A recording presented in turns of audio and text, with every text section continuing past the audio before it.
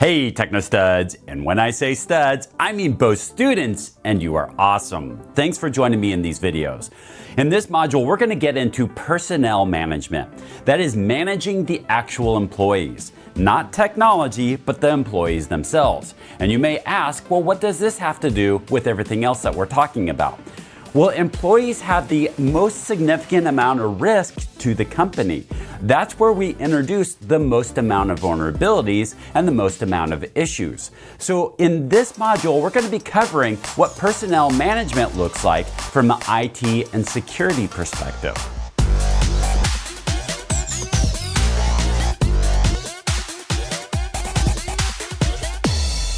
People within the company pose the most significant risk to the company. Whether it's an external attacker that's trying to leverage and social engineer somebody in the company to be able to pivot and access somewhere else within the company, or maybe it's somebody within the company that's making the wrong configuration changes, bringing the network down, or perhaps it's somebody within the company that's disgruntled and they're causing disruption within the company.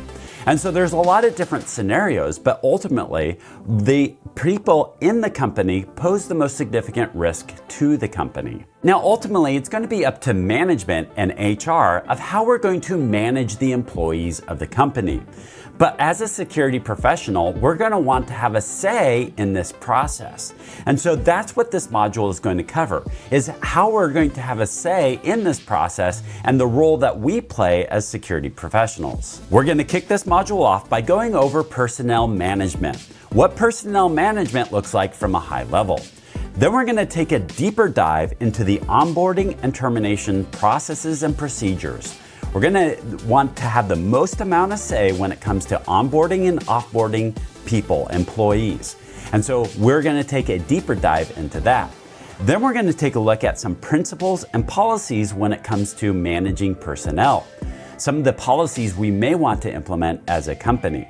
Things like least privilege. We'll most likely want to implement that because it's going to be critical that we limit the amount of privilege that people have within the network. We're also going to talk about need to know and what need to know looks like. And it's similar to least privilege, that we want to limit the amount of knowledge that certain people have, especially when it comes to sensitive information. Then we'll get into separation of duties, what that is and what it means and how we would implement it. We'll talk about mandatory vacations and the benefits of mandatory vacations. And we'll also get into job rotation and the benefits of job rotation. In the end, we're going to have a great overview of what the security professional role is in managing personnel.